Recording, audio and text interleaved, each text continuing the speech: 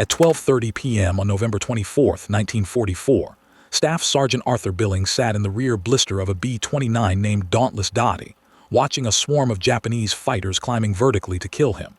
He was 30,000 feet above Tokyo, an altitude where the air is so thin that a human being will pass out in 45 seconds without oxygen. Outside the glass, the temperature was 50 degrees below zero. Inside, Billings was sitting in a padded chair, wearing a light flight suit, sweating from the sheer tension of the moment. He wasn't freezing. He wasn't wrestling a heavy machine gun against a 300-mile-per-hour slipstream. He was sitting in a warm, pressurized cabin that felt more like a dentist's office than a battlefield. But that comfort was terrifying. It felt fake. To a gunner who had cut his teeth on the B-17, where the wind screamed through open hatches and the brass casings burned your neck, this silent, hermetically sealed bubble didn't feel safe. It felt like a coffin waiting to be cracked open. Condensation formed on the inner surface of his breath fogged the circular sighting reticle in front of his face. The leather seat creaked under his weight with each small adjustment. Behind him, the constant hum of pressurization pumps filled the cabin with a mechanical drone that never stopped. Somewhere deeper in the fuselage, 4 Wright R-3350 engines vibrated the entire airframe with 18-cylinder power. Dauntless Dottie had flown 47 combat missions. The nose arch showed a bulldog wearing aviator goggles, teeth bared. The crew had been together 8 months. Captain Mike from Texas flew pilot. Lieutenant James from San Francisco sat co-pilot. 11 men total, all depending on systems they didn't fully trust. Billings gripped the plastic handles of his sighting station. They felt wrong in his hands, not metal. Not connected to anything he could feel. Just smooth bakelite knobs that controlled mechanisms 40 feet away, outside the pressure hull. In the freezing slipstream he couldn't hear or feel. 8 months of training on this system still felt wrong, still felt fake. The veteran B-17 gunners called it a toy. The ones who had survived and who had felt the physical connection of muscle to metal, who had kicked jammed guns back into action with their boots. They looked at the central fire control system and laughed. They called it Buck Rogers science fiction. Maybe they were right. The fighters kept climbing.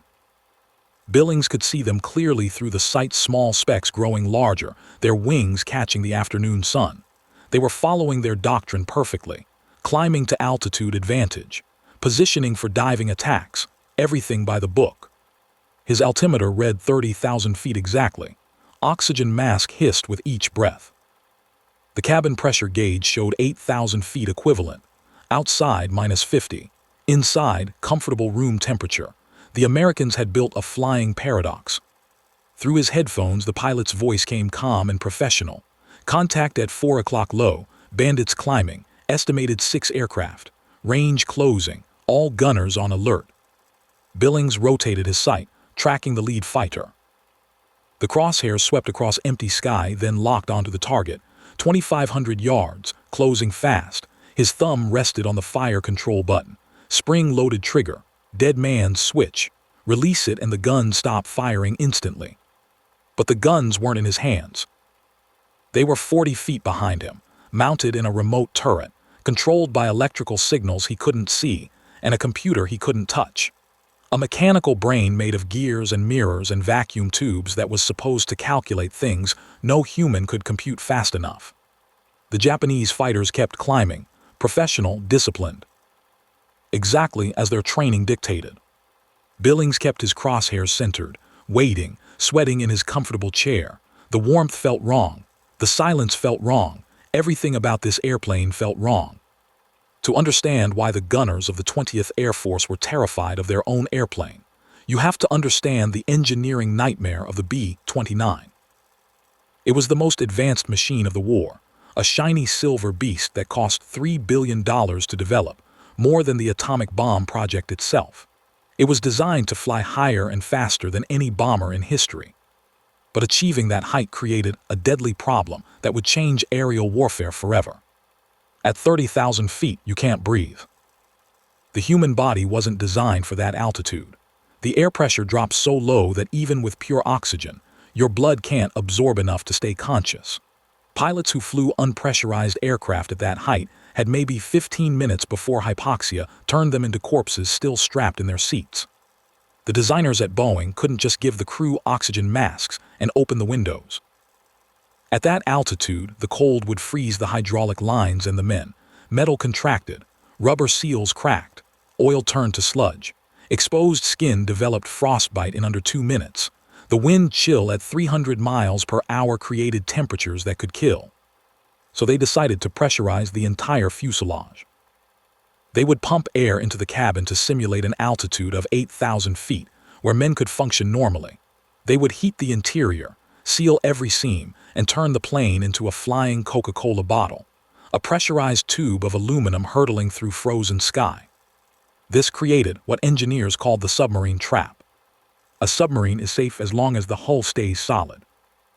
But punch a hole in it and the pressure differential does the killing. Water doesn't need to flood in. The air rushing out creates the disaster. Men get the bends, lungs collapse, death comes fast. The B-29 had the same problem, just inverted. Inside the fuselage, pressure pushed outward at 10.5 pounds per square inch. That created over 2,000 pounds of force on every square foot of surface. The aluminum skin held because it was continuous, unbroken, perfectly sealed. But a bomber without guns is just a target, and guns need holes. Traditional defensive positions required gunners to stand behind their weapons, exposed to the slipstream. Ball turrets spun on external mounts with men curled inside them, breaking through the skin. Waist gunners fired from open windows, wind screaming past at 300 miles per hour. Tail gunners sat in drafty compartments, connected to the main fuselage by crawlways. None of that could work on a pressurized airplane. Cut a 2-inch hole for a gun barrel, and the mathematics became fatal. Explosive decompression, air rushing out at hurricane speed, cabin pressure dropping from 8,000 feet to 30,000 feet in under 3 seconds. Every man aboard would black out in 15 seconds, dead in 2 minutes. The plane would be forced to descend to survivable altitude where Japanese anti-aircraft guns waited. The plane had to be a smooth, unbroken tube of aluminum. But without defensive armament, it was helpless. Boeing engineers stared at this paradox for months. They tried every conventional solution. First design, leave the plane unpressurized like the B-17. Give the crew heated flight suits and oxygen masks. Result, crew would freeze to death in 90 minutes of flight time. Frostbite casualties would exceed combat losses. Second design, pressurize just the cockpit and bombardier station. Leave the gunners unpressurized in their positions. Result, gunners still die from cold and hypoxia. Defensive capability lost when gunners pass out. Third design, pressurize the main fuselage but use remote turrets that could rotate through sealed ball joints. Result, every mechanical joint was a potential failure point. Seals would crack from cold and vibration. First mission over Japan would likely end in decompression. The engineers were stuck. They had built a plane that could reach Japan from bases in the 3,000-mile range, bombing altitude unreachable by most Japanese fighters. Speed advantage over anything in the sky. But they couldn't figure out how to defend it once it got there. The Japanese pilots knew this. When the first B-29s arrived in the Pacific Theater in June 1944, the enemy studied them carefully. They noticed the Americans were hiding inside their pressurized shells. They developed attack tactics specifically designed to crack that shell.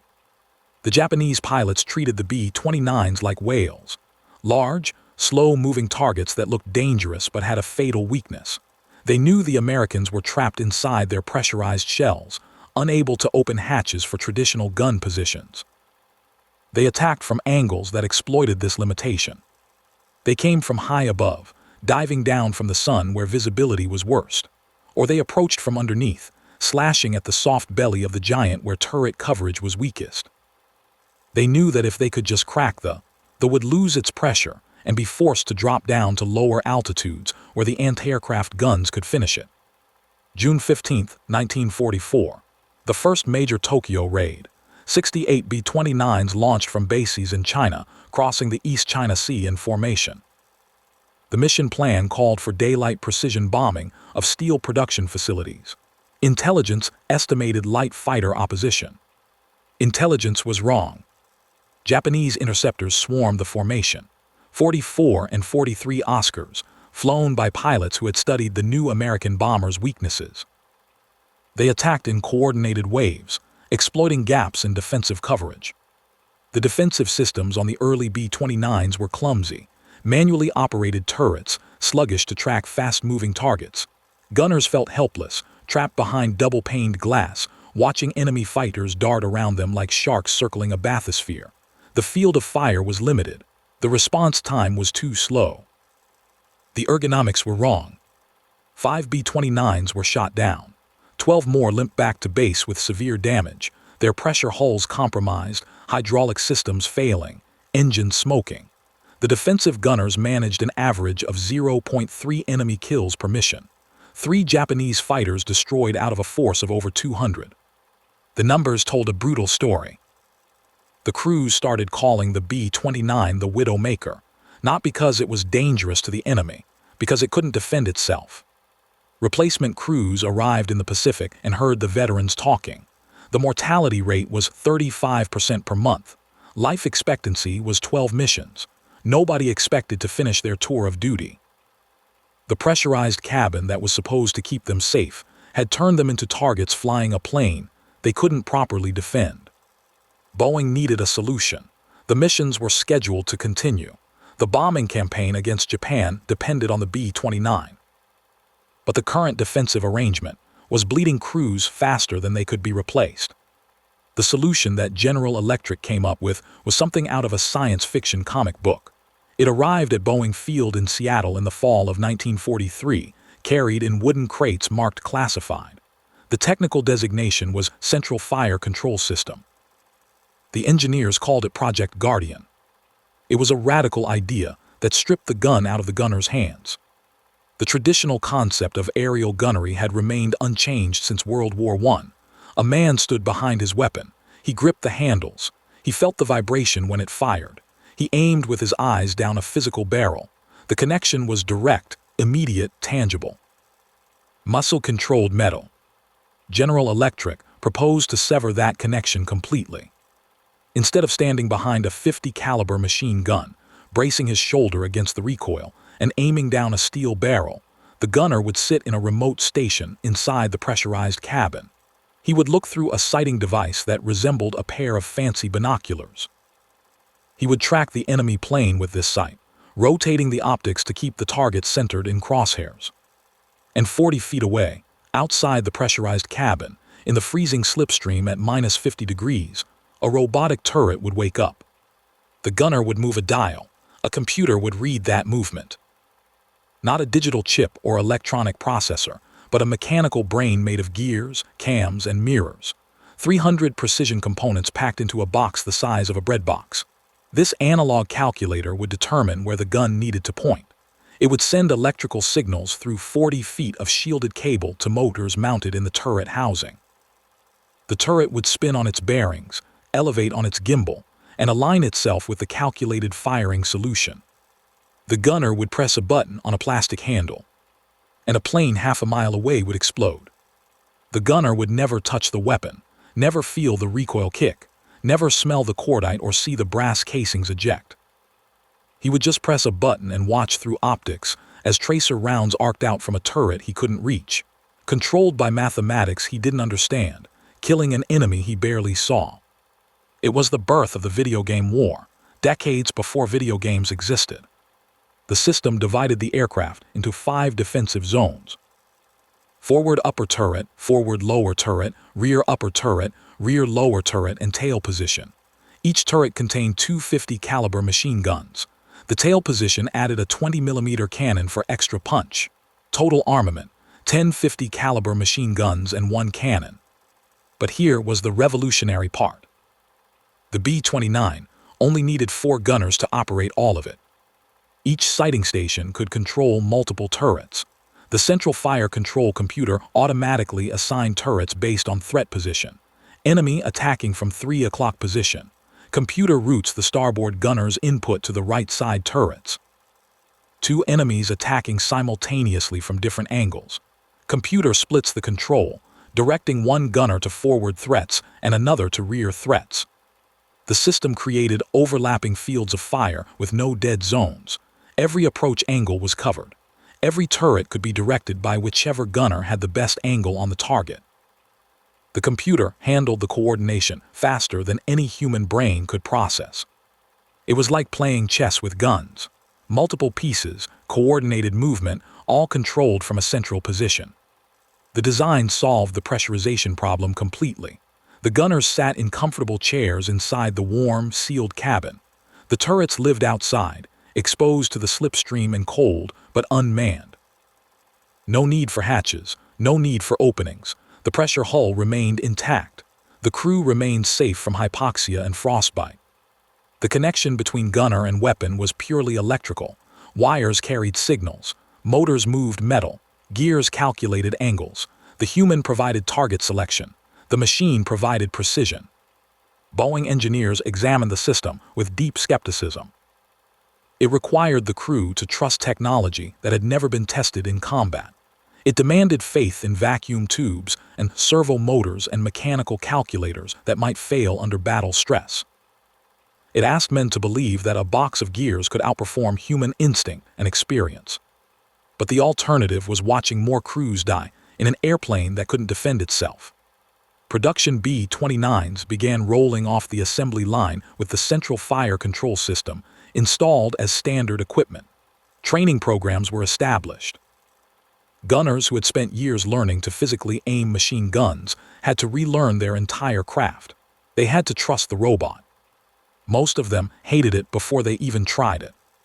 When the first prototype systems arrived at training bases in the summer of 1944, veteran gunners gathered to watch the demonstration.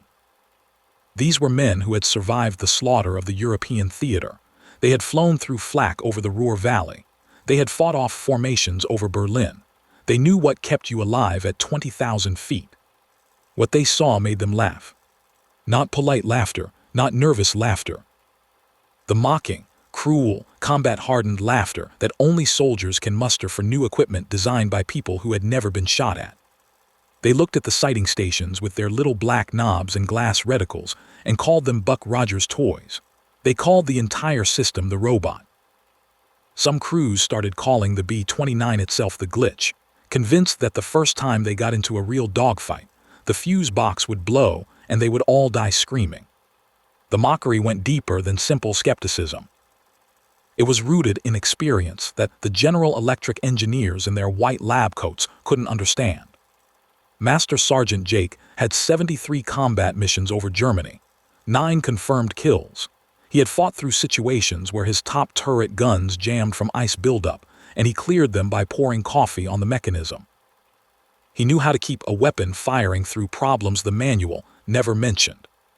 Examined the central fire control computer with the eyes of a mechanic who had seen equipment fail under stress. 150 vacuum tubes.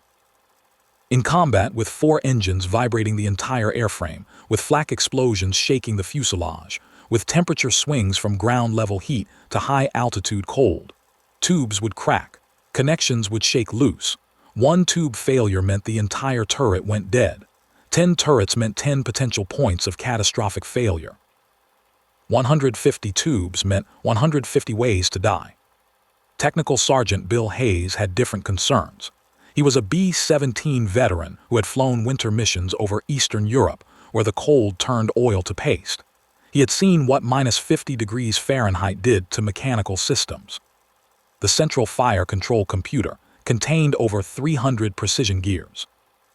Tiny components machined to tolerances measured in thousandths of an inch, all of them packed into a sealed housing, lubricated with special grease that was supposed to remain fluid at extreme cold. Hayes had heard those promises before. Every winter mission proved them wrong. If one gear seized from frozen lubricant, the entire calculation system would lock up. The gunner would twist his control dial and nothing would happen. The turret would sit frozen while enemy fighters closed in. Lieutenant Dan worried about fire. He had survived an electrical fire in a B-24 over that killed 2 crew members before they could bail out. He knew how fast flames spread through an airplane filled with fuel and ammunition. The central fire control system ran wiring throughout the entire fuselage. 40 feet of shielded cable from each sighting station to its assigned turrets, multiple power feeds, signal wires, control circuits. One piece of shrapnel nicking through insulation could short the system. Best case, turret stops working. Worst case, electrical fire in a pressurized cabin at 30,000 feet, where you can't crack a hatch to vent smoke without killing everyone aboard. But the mockery wasn't just about reliability concerns. It cut deeper, into pride and identity. An aerial gunner was a warrior. You walked off the plane after a mission smelling of cordite and sweat, with bruises on your shoulders from recoil. You had physical proof of combat. The connection between you and the weapon was visceral, immediate, real. The central fire control system turned the gunner into an accountant.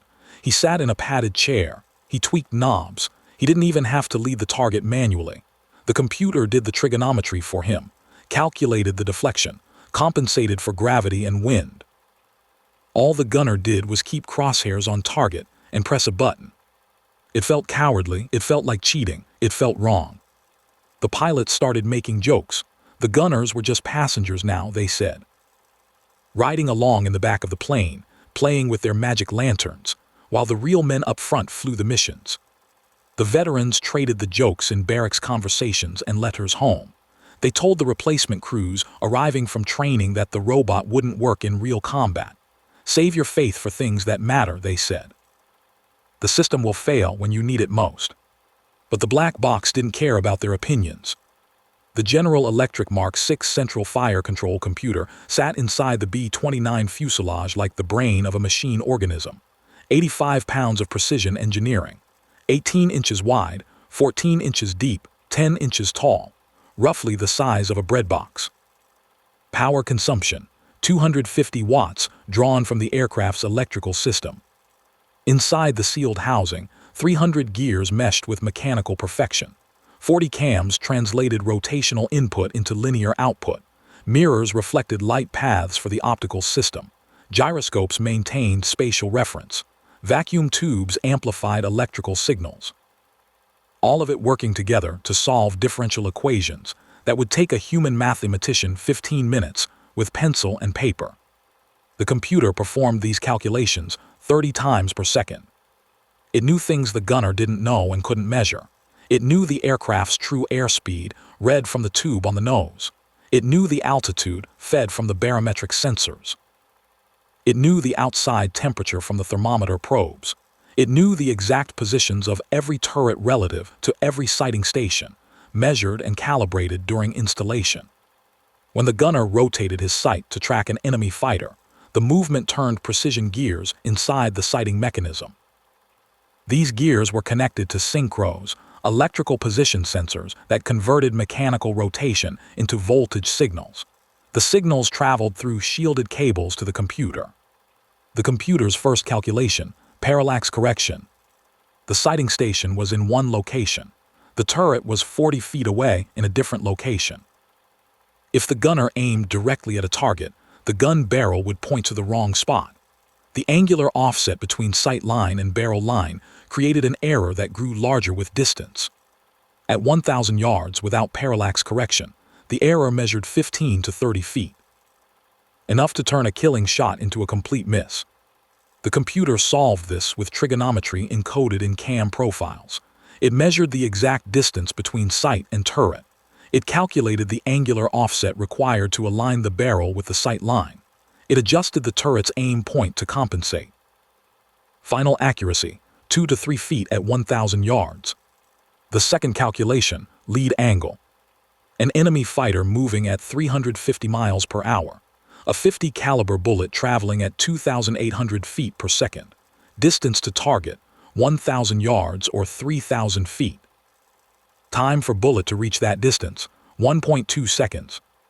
In 1.2 seconds, the enemy aircraft travels 615 feet. The gunner must aim not at where the target is, but where it will be when the bullet arrives. The required lead angle changes constantly as range changes, as target speed changes, as approach angle changes. A human gunner has to guess, estimate speed, estimate range, estimate angle, perform mental calculus while terrified. The human brain is capable but not fast enough for real-time adjustments. The computer tracked target motion continuously. Gyroscopes measured rate of change in azimuth and elevation. Gears calculated predicted position. Cams translated that prediction into turret movement commands. The turret aimed at empty sky, at the point where the target would fly into the bullet stream. The third calculation, gravity drop. Bullets don't fly straight, they fall. At 1,000 yards, a .50 caliber round drops 28 feet from its initial trajectory. The computer compensated by calculating ballistic arc based on muzzle velocity, air density at current altitude, and temperature effects on powder burn rate. It elevated the gun barrel above the aim point by precisely the amount needed to put rounds on target. The fourth calculation, wind deflection. A B-29 flying at 300 miles per hour creates a 440 feet per second relative wind across its surface. This wind pushes bullets sideways. The computer measured airspeed, calculated crosswind component, determined lateral deflection, and adjusted azimuth to compensate. All four calculations happened simultaneously: parallax, lead, gravity, wind. The computer recalculated continuously as conditions changed, 30 updates per second. Adjustments so smooth the turret movement looked organic, alive. Human gunner attempting the same calculations, 15 to 20 seconds per solution. Accuracy, 20 to 40% degraded by stress and fatigue. Computer 0.3 seconds. Accuracy 85 to 90%. No stress, no fatigue, no fear. The gears didn't care if fighters were attacking. They just calculated. November 24, 1944, 12:30 p.m. 30,000 feet above Tokyo. Billings watched the lead fighter close to 2,500 yards. The formation was perfect. 6 aircraft in a tight V, climbing to intercept altitude. He centered his crosshairs on the lead fighter. The sighting reticle tracked smoothly as his hands moved the control handles. Through the optics, he could see details. The fighter's canopy, the rising sun insignia on the fuselage, the propeller disc spinning. His thumb rested on the fire control button. Spring loaded, dead man switch, press to fire, release, and the gun stop instantly. 2,200 yards. The Japanese pilot was following his doctrine correctly, climbing to altitude advantage, positioning for a diving attack from above, standard intercept procedure. Billings pressed the button. 40 feet behind him, outside the pressure hull in the -50-degree slipstream, the upper rear turret woke up. Electric motors hummed, gears engaged. Twin .50 caliber machine guns elevated 15 degrees and rotated 45 degrees to starboard. The computer aimed the barrels 87 feet ahead of where the Japanese fighter currently was. That's where the target would be in 1.1 seconds when the bullets arrived. The guns fired. Billings didn't hear them, too far away, pressure hull too well sealed. He only heard the sound through his headphones, a mechanical stutter. He watched tracers arc out from the turret, a stream of red beads curving through the air, following the ballistic trajectory the computer had calculated. The Japanese fighter flew directly into the stream. Impact at the left wing root, structural failure, wing separation. The fighter rolled, inverted, and tumbled, trailing smoke. The pilot ejected, parachute visible against the sky. Kill number 1, 4 seconds of firing, approximately 80 rounds expended. Billings immediately shifted his sight to the second fighter. The crosshairs swept across sky, locked on. The computer recalculated, different angle, different range, different lead. The turret slewed left. Smooth, fast, precise. He pressed the button, 3-second burst. Second fighter, engine hit, smoke, falling. The third attacked from below, requiring a different turret. The computer automatically switched Billings' sight control to the lower rear position. He didn't press a switch, didn't throw a lever. The system knew which turret had the angle. Fire, 2-second burst, fuselage strike. Explosion. Total engagement time, 4 minutes. 5 confirmed kills, 2 probable kills lost from sight still trailing smoke. Rounds expended, approximately 400.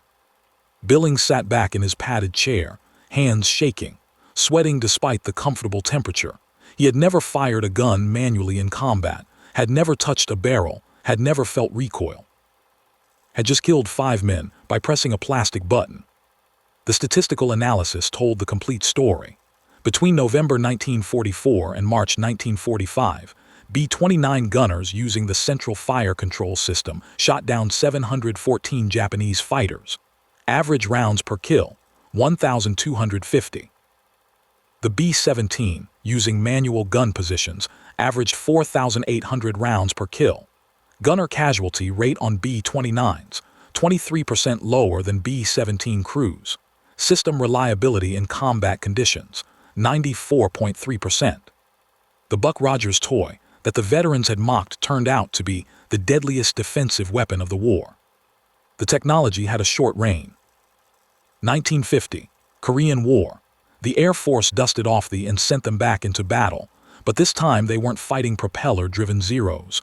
They were fighting MiG-15 jet fighters. The MiGs were swept-wing sharks that could fly circles around the old bombers. The robot tried to keep up. The gears spun frantically. The computers calculated lead angles that pushed the limits of what analog physics could solve. But the age of the propeller was over. The B-29s were mauled by jets moving too fast for mechanisms designed in 1943. After Korea, they were sent to the boneyards. But the idea didn't die in the scrapyard. The military realized the B-29 had proven a fundamental truth. Machines are better at shooting than men. A human gets scared. A human blinks. A human shakes. A computer does none of those things.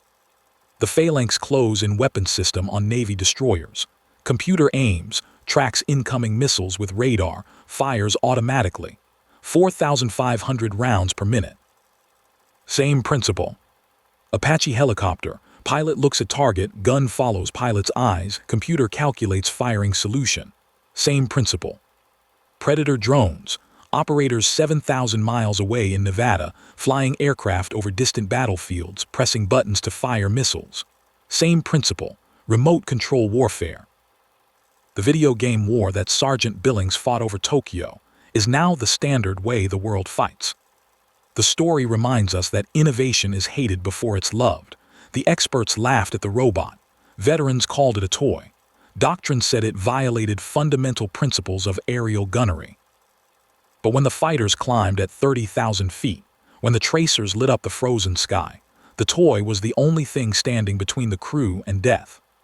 The B-29 gunners were the first generation to fight with a joystick instead of a trigger. They proved you didn't have to be physically connected to the weapon to kill the enemy. You just had to trust the math. Cold, perfect, mechanical math that didn't care if you believed in it. The gears just pointed the gun where physics said the target would die.